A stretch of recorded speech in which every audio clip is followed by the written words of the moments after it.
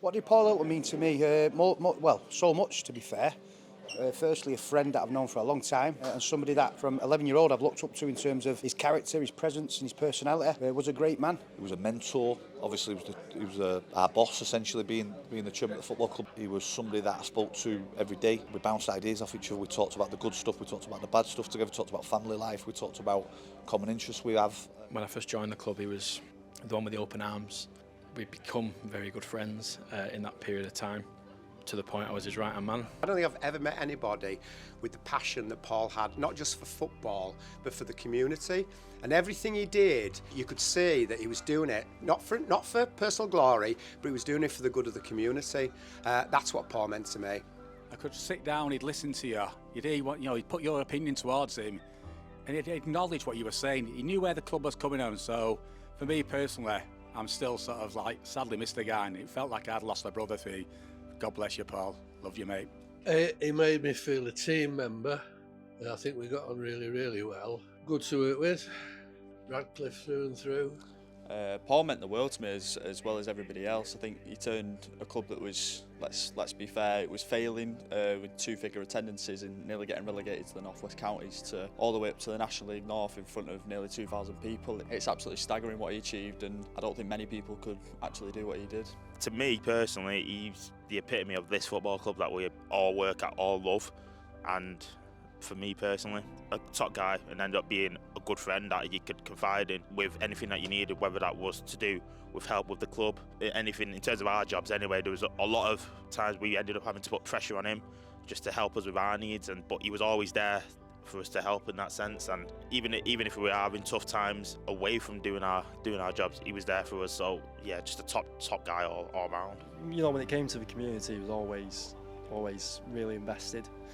Whether it was like kids at Red Bank or if it was like the local community groups, he was always interested in what was going on. And then from like a personal perspective, he just always seemed to have the answers for everything. You know, if you went to him with a question about moving somewhere else or anything along those lines, he always knew exactly what the best option was. So I think what Paul was to me was guidance. That is a decent explanation. If it weren't for Paul, I wouldn't have this opportunity of photographing for Radcliffe. The guy exuded a football club. Do you know what I mean? Like, you just saw him and you just knew that's Paul. That's Radcliffe Football Club. Paul was Mr. Radcliffe for me. He was the first person I met when I walked through the door to sign, and yeah, he was a class guy, so it made me want to sign even more. He was the only man who, in that little porter cabin over there, who could deal with John Owen Byrne so calmly and put him in the place. So yeah, he was a top guy, and we had a great laugh as well. Well, he was a massive part of me being back here, and he was a top bloke. Yeah, if there's anything I needed to talk about or speak about, it was someone I'd go to and have a chat with. And like I say, yeah, he's numerous times got me back to this club. So yeah, he was a big part, and he's massively missed. Paul meant to us is what Radcliffe is at the minute. Brought it through to what it was, and he turned the club around from what we had. From going from 50 supporters watching to now what we've got over 1,000. So it means a lot of what he's done. Paul meant a lot to myself, not just on a personal level in terms of what happened at the club and on a day-to-day thing, but more on a professional scale as well. Obviously, we both had didn't just have our involvement with Radcliffe Borough, but with the Northern Premier League. One of the first times, obviously, we got mainly involved was at one of the AGMs in Blackpool. I'd only just got involved there as well, but for him to put a hand on his shoulder and say, "I'm here," first words, "What on earth are you doing?" In terms of what he meant, not just for myself, but for Radcliffe in general, it was a huge change in the attitude of the club, what it meant to people, and in general, the atmosphere around here. Obviously, knowing him from two senses, it was a hard loss when I heard it on the day, and it's still fed not just at Radcliffe but across the footballing world, at Manchester FA level, at Northern Premier League level, and across the board. He meant that much to people for what his involvement was. A lot of the guys in the media team are quite young, so it's nice to have somebody sort of the same age. He was into the same kind of music I was into, which was really good, and it was just nice just to have such a genuine guy, really, around the club. Sometimes when people are in elevated positions, they can become a bit, above the station, shall we say, but Paul was just so down to earth and so progressive. It's just a great guy to work with, really. Paul was a really, really interesting person. that you could have some really good conversations with. But I think most of all it was his football admin knowledge. I felt that he was a really good support to me, somebody I could bounce ideas off, and also as a bit of a safety net really. I've really missed that about him. And I just thought he was a really positive person and really friendly and nice to be around, had a lot of energy. I've never known a man put so much enthusiasm and energy into anything in my life. It's fantastic, yeah, fantastic really. Yeah, it's enthusiasm. It's enthusiasm and his drive, brilliant. As a person, he was one of my closest friends. Known him for, obviously, since me and him walked into the club together, because before that I didn't know him. I spoke to him probably 3 or 4 times, if not 5 times a day. So he was one of my very, very close friends. Both families, mine and his, share our favourite holiday place together away in Florida, so we've spent plenty of time talking about things like that. He was just an unbelievable human being. And yeah, it's not just the football stuff with me and Paul. We go back 30 years when Paul used to play in the same football team as my big brother James. I'll always remember his name, his nickname on the back of his shirt, Shag. And to this day I still don't know why he calls himself that, but yeah, we go a long way, me and Paul. Genuinely miss him every day, to be honest.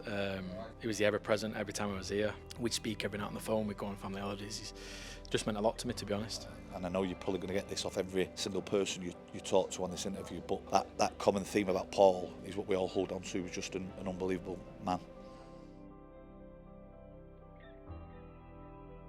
The first meeting with Paul, I remember if it was yesterday, we had a meeting at my office, sat round a table. This is before I came in, and Bernard had already brought Paul in as potential chairman and didn't know my plans if I wanted to keep him or me at stand as chairman. But as everybody knows, I'm not really front of house. But Paul was exactly what we needed at this football club as a chairman. So the minute and second that I met him, I knew that we were going to get on very, very well.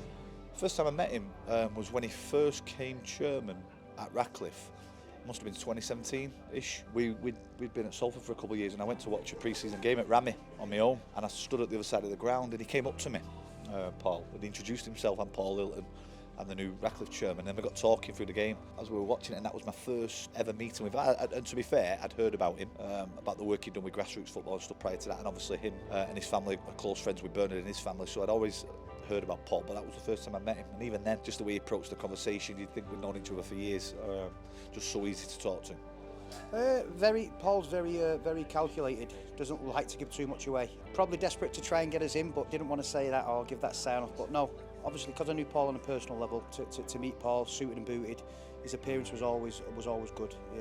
He respected his role as chairman and always made that effort to look right. The meeting went really well in terms of, he explained the expectations. He told us about the football club, where it'd come from, where they'd got it to himself and Marcus, and where he foreseen it going. So yeah, very constructive meeting and made it quite clear and painted the picture really well. Yeah, I'd left Wigan Athletic and was doing a bit of work with York City in their new stadium. And the phone call come when I come and have a look at the ground. And funny enough, the guys were training for pre-season, and he just come to meet with Marcus, and we just hit it off as lads do, laughing and joking. Yeah, and we'd spoke every day since then, to be honest. So I always remember the first meeting. So there was a very small band of supporters met Paul in what is now the Legends Bar, and I remember he was introduced to us by Bernard. And it was quite a weird meeting, because obviously we understood that this man who obviously we knew was involved with the local football team had shown an interest in our team. Obviously we were in a really bad place at that particular point in time, under no illusions that the next season was going to be very difficult. And then this guy arrived and just started talking incredibly enthusiastically about this football club, what he was going to do, etc. And it was quite wonderful, really. And you always sort of wondered, will he actually achieve a fraction of the things he was talking about? Obviously, he achieved far more than anybody could have ever anticipated, really. Same with Peter. We sat there in the clubhouse that time, and you look back and you think, is this guy, I don't want to use the word deluded, but his enthusiasm for the club to thinking, where's this club going to be? Not in next year. Where's this club going to be in 3, 4, 5 years? He had visions for the future. He had plans. And that's what I took on board. For where the club was 30 years ago, Paul sort of seen that and said, this club and the community should get round it. And that's what I really appreciate about Paul, his first impression. My very first meeting with Paul was, I went, Paul, can I have a word? He went, yeah, in a minute, and come back an hour later. But once I did get to speak to him, he was just, you could ask him anything and he'd tell you anything. I remember the first meeting was myself. We were all in the main room there just after a little bit of a dispute at one of the meetings. Obviously, he introduced himself there, and his first question was, are you red or blue? Just to make sure the biggest question that used to get asked at the club straight away. And from there on in, it was a bit of a different attitude, and then we knew for a fact that everything was starting to grow and nurture. The attitude was there. You can tell when that first meeting took place, it was something that developed the club, and it was something else. First meeting was, at the time, one of the many jobs that we did here. We were actually looking after the comps of anybody that came through the door without paying. So he came to us and he introduced himself, and I said, well, if there's any problems, should I come and see you? He said, no. He said, because you've been here a lot longer than us, and I trust you implicitly. Yeah, that was our first meeting. It was cordial, very cordial. Yeah. To be honest, we was just in that little caravan over there, and we just sat down and had a laugh, to be fair. Jono and Byrne were taking a mick out of me, and so was he. We was just talking about how he tried signing me for about 5 years now, and I've turned him down every time. So, yeah, I'm glad I got to meet him, and yeah, he was a top bloke, so we all miss him. I was here when he first come into the club, and he was just really, really positive and wanted to take the club in obviously a direction that was going up only. But yeah, it was a good first meeting. Well, I think it was the same every day. It was just nice and friendly, a big smile. You know, he'd come into a room, light it up, and then leave it in a much better state. And that goes for everywhere he went. I came through the football college, which was part of his initiative to create that partnership, as well as a couple of other people that are here today. He was eager to get me in as part of that partnership, and it's still there today. And now they're over at Red Bank as part of the actual football club. So yeah, it's brilliant to be a part of. I first met him before I was at the club. I had a voucher from Ratcliffe Juniors for like a box thing where you get the fancy presentation, all of that. He was there and he came up to me and he said, "Oh, who do you want for man of the match?" And I said, Tunde Oluwabi. And he went and got Tunde, and I've still got the picture actually. I've got a picture of me, Tunde, and Paul all next to each other. So that was about 2016. So that was the first time I met him. My first day here was doing a squad picture. They were doing a squad picture that day. I remember it was Rod Arlando Young gave me his watch before going out for the picture, and I was like, and I ended up speaking to Paul most of that morning, because I had to go to work later on that morning, later in the day. We were speaking and he was telling me everything about the club, where he wants this club going. I'm like, I'm just glad to be here, how I appreciate where he wanted to take the club, how he wanted me to be, and yeah, it was class, and hence why I'm still about. I met him when I worked for another football club, so he was like the opposition chairman, and what I noticed was that he was really friendly, lovely person, very, very welcoming, but also I felt like he didn't miss anything. He had a really good attention to detail, and you could tell that he was very supportive of his team, so you had to be kind of on your guard to make sure you hadn't missed anything, because you knew he would find it and pick it up. Yeah, I just remember him coming into the box where we are now, and everyone else knows him, but he kind of came in and had a good chat and introduced himself and just made myself feel at ease, really. And, I knew this was kind of the right club to be at just through that one conversation. When you walk in the ground now, the ground is unrecognisable from what it was 8-9 years ago. Everything about the place speaks volumes about a fantastic community club, which is exactly what Paul would have wanted it to be.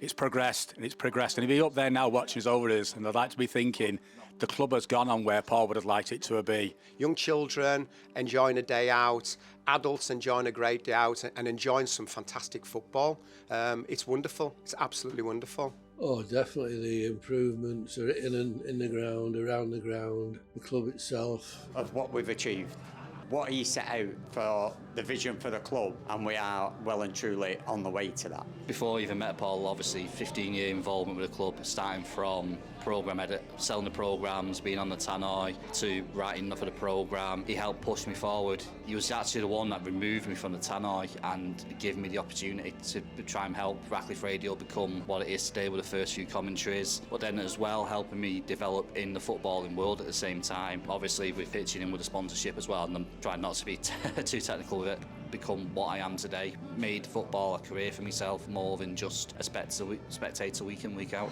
He'd be proud, like I am, of the fact that the club has reached its highest position in the league ever. The way the club has grown, and he was a very special person. Yeah. He really was. It's just a shame that he's not here to see this. It is really. It saddens me, it does.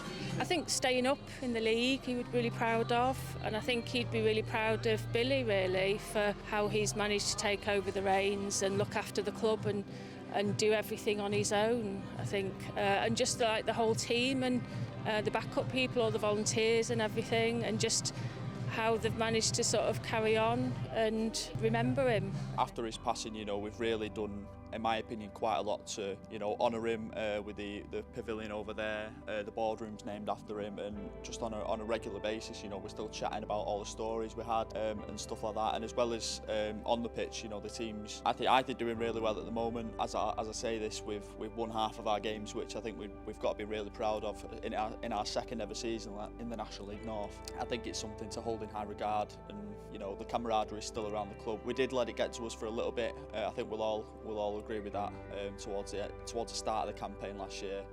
But now we've picked up the pieces, in my opinion, and we're thriving again. Do you know what? He laid the foundations way back for where the club's currently going and where we currently find ourselves. That's a big credit to him as a person and as a man. He wanted us to be pushing for these places where we currently are and beyond. And you can see that in when people come round and see what the facilities that we've got. The pitches are outstanding, and then you look around in terms of what's being built, and then obviously Billy was his second in command, and obviously now the new chairman obviously taking elements of what Paul did, but obviously wants to develop his own thing in his own image in terms of the club. But I think Paul more so would be proud of what Billy's doing currently now.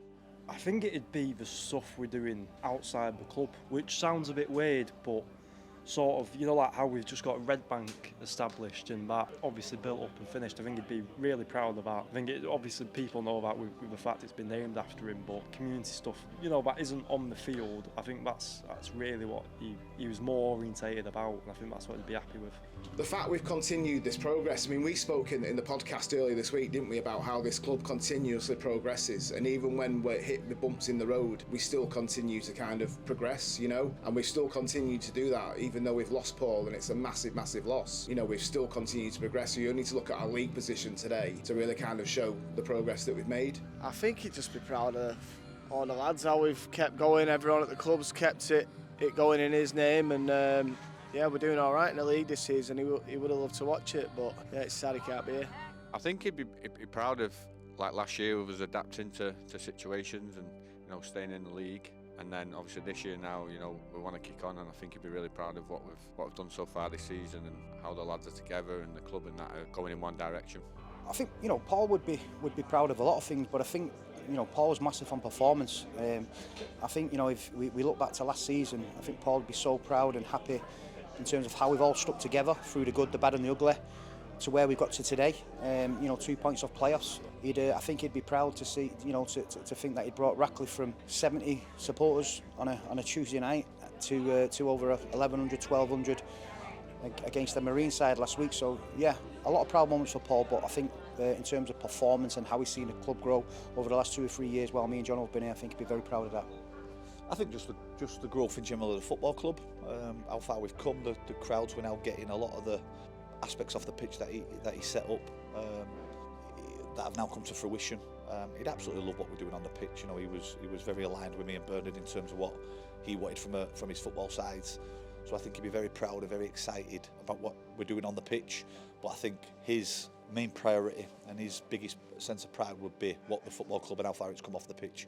That a club with the name of Ratcliffe in it is mixing with the likes of your Chester, Darlington, Kidderminsters, Beaton, Scunthorpes. I think that would give him a huge sense of pride that we're competing with them type of clubs.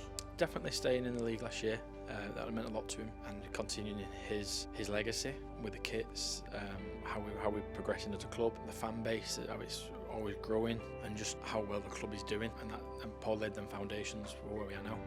I think Paul would be proud of how we've continued to help the club grow and also sustaining our place in the league. But I think more importantly, how the club has reacted since he passed away. I don't think he realised how much he was meant by the people of Radcliffe.